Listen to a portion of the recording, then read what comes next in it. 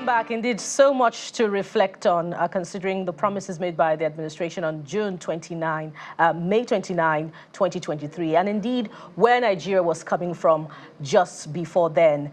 It's a full package that we have for you today, 4 hours plus, 4 hours, 45 minutes, and you can also be part of it.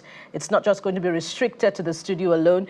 You can be part of it by commenting on our hashtag. We have a special hashtag dedicated to this program. It's 1 year of Tinubu, so you can start tweeting at us, posting at us already. Jeffrey. Exactly. You can add to that hashtag May 29th. If that's the other one is too long for you, you can take the shorter route. May 29th, hashtag May 29th, or 1 year of Tinubu, exactly. So we get to hear what you're thinking about the administration in the last 1 year. But also remember, it's been 25 years down the line since the democracy started in 1999. But hey, as Bukola said, there's a lot to talk about today on the program, reviewing the last year.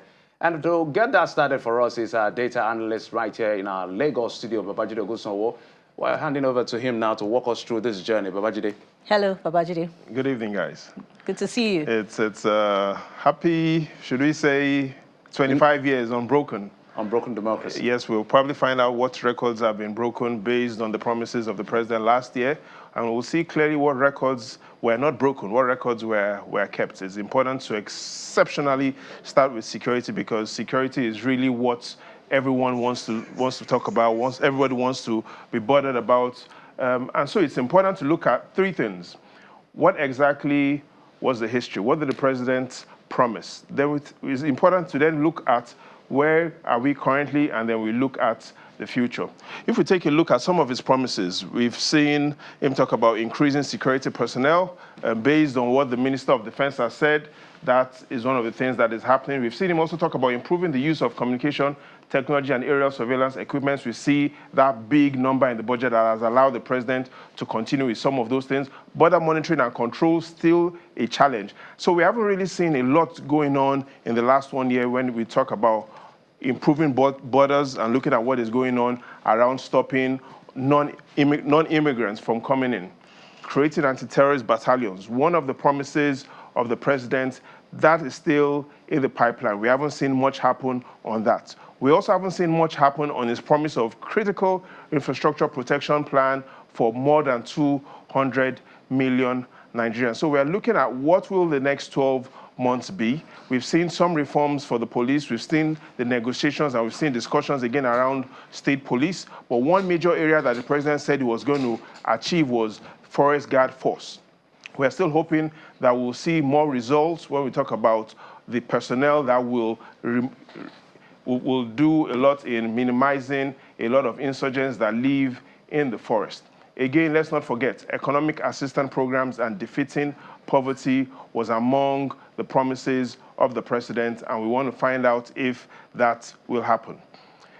But look, apart from the past, we need to look at where we currently are. What is the global terrorism database talking about, and what is the situation? We know that Nigeria is improving on this rank. We were close to being the most terrorized country in Africa, but right now, based on the new ratings, we are down and we're improving. Position is 4th.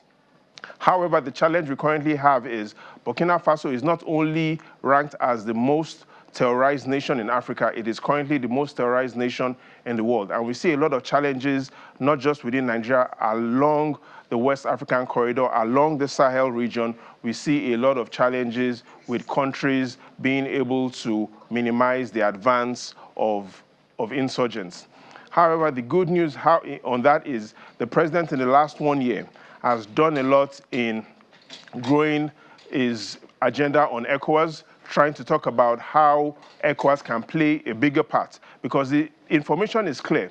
If we can't minimize terrorism in Africa, we can't minimize terrorism in Nigeria, and crude oil security and indices clearly is a major trend. What we've seen is performances that have been discussed. We're looking at the big numbers that have been reported on crude oil security indices. We've seen freed hostages, 245 freed hostages. Within the last 1 year, 363 oil thieves have been killed. 1,276 oil boats destroyed. That's an average of three boats used for by all thieves per day. Crude oil criminals arrested, 1,437 crude oil criminals arrested in the last 1 year, an average of 4 criminals arrested per day. 3,051 illegal dugout wells have been destroyed, and we clearly see that big number, 3,924 oil theft storage facilities that have been destroyed in the last 1 year. But beyond crude oil theft, we can look at what is happening in internal security, because the numbers, again, in the last 1 year are interesting. They allow us to focus on the achievements and the challenges on security. And if we take a look at those numbers on internal security, we see that number, 13. We are seeing more and more companies collaborating and expressing their interest to collaborate with the armed forces to produce domestic weapons, especially small and light weapons. We've seen more than 20 commanders of terrorists killed. That's an average of approximately 2 big names per month. Kidnapped victims rescued, more than 4,600 kidnapped victims have been rescued. More than 7,000 terrorists as well have been arrested. And that big frightening number, we see the amount of terrorists that have been killed within the last 1 year. 9,300 terrorists have been killed in the last 1 year. But above all of this, perhaps the biggest achievement is the amount and the efforts that have gone into getting illegal weapons off the arms of these terrorists. And so in the last 1 year, over 85,000 equipments, assorted weapons and ammunition have been recorded from these insurgents. So that is the situation we find ourselves today. We've looked at the promises, we've looked at what we are currently, but perhaps what is more important and what Nigerians are asking is, what does the future look like? What are the opportunities and what are the challenges? And if we take a look at what exactly is going on with regarding what families and what citizens are saying is the state of security within their region, here's what you find compared to where we were last year. In the Northwest, when families last year were asked, is security improving? In the Northwest, 41% of families said security is improving. That number has dipped to 37%, so families in the Northwest are saying security still is a challenge. Let's look at the North Central. 39% of those that were asked in the North Central if security was improving last year, 39% said yes. That number is still the same. So similar situation to where we were last year is what is happening in the North Central. In the Northeast, it's interesting because we see families saying security has significantly improved in the Northeast. 57% last year, now at 61%. 3 other regions are seeing good numbers. 52% of families said security was improving in the Southwest last year. That number has improved to 55%. South-South, 46% last year. 49% of families now say they feel more secured. And finally, in the Southeast, 47% of families last year said they feel secured. The military say they've been able to achieve a lot to minimize the threats of IPOB. 49% of families are also saying they feel secure. So in all, compared to last year, we have 4 regions in the green: the Northeast, the Southwest, the South-South, and the Southeast. Families living in this region say that compared to last year, they feel safer.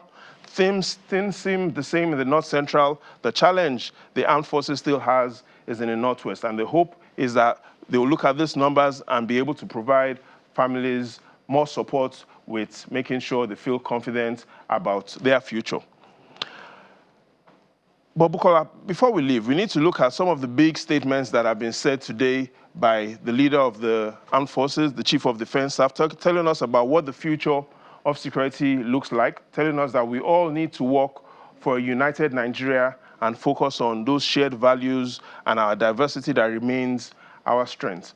And so, yes, the president has made promises. We've seen clearly he has kept to some of those promises, and some of those promises have not been kept. We've seen the current situation. Terrorists are being killed, but some families, especially families in the Northwest, say they need, and the government needs to do more. Though we've seen families in the North Central sharing the same sentiment that they had last year. However, families in the Southwest, in the South-South, in the Southeast, and believe that things have improved. Thank you so much, Babajide. And you know what? your data is somewhat reassuring, but it also reveals that there must be a lot of work to be done. For instance, in the area of crude oil theft, it shows that some effort is being invested, but when you look at the result in terms of our foreign reserves and the crude oil barrel per day production, there's still a lot more to be done. When you look at security, look at the effort that has gone there, but what has it translated to in terms of agriculture? There's still a lot more work to be done. But you make our job easier, Babajide. Thank you so much.